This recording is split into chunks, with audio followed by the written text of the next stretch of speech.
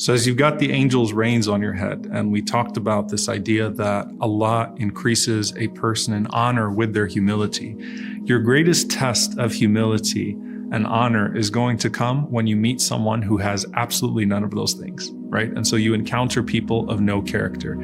As Imam al-Ghazali rahimahullah ta'ala said, the greatest test of husn al-khuluq, of good character, is how a person deals with someone with su' al-khuluq, with bad character, right? That's where the flaws of the tongue come out. That's where the flaws of character, the flaws of the heart, arrogance, pride, so many of those things manifest in how you're going to deal with someone.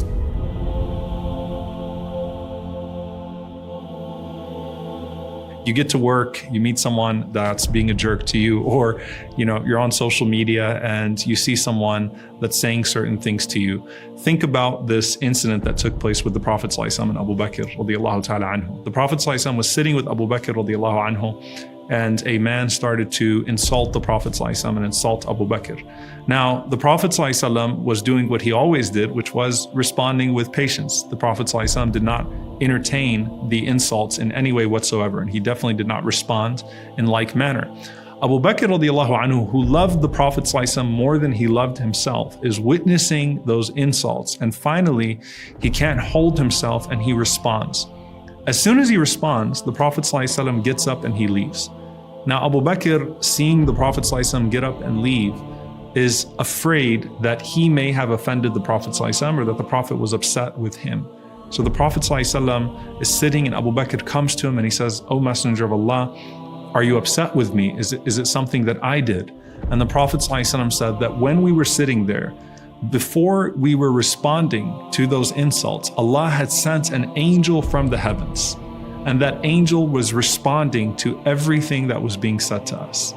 And then as soon as you started to respond, the angel left and a devil came and sat in its place. A shaitan came and sat in its place, and the Prophet ﷺ said, "I did not want to sit in the presence of that shaitan."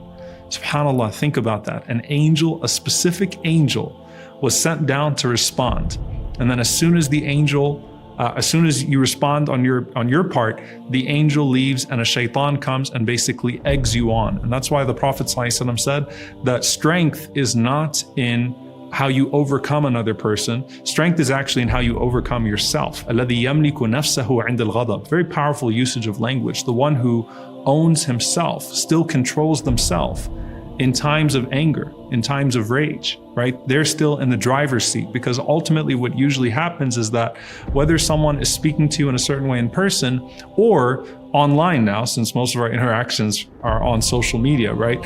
Wherever that is, you tend to respond out of the sense of pride. And in the process of that, you let the devil into the driver's seat and you take the passenger seat. And that's why you would say things in fits of rage that you otherwise would never say.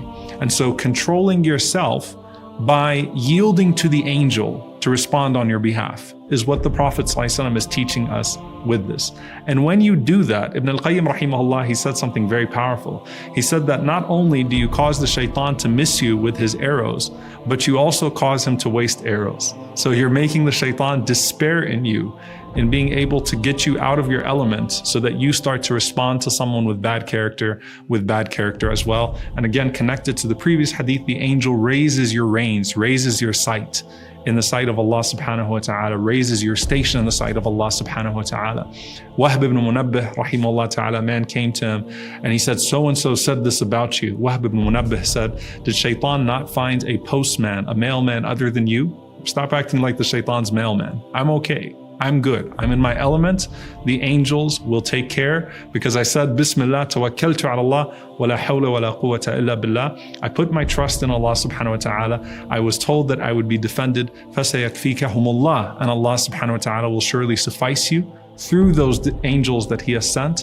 I don't feel the need to denigrate myself by responding in like manner. So I remain dignified in the sight of insult, and in the process, Allah subhanahu wa ta'ala honors me bi'idhnillahi ta'ala. We ask Allah subhanahu wa ta'ala to honor us all.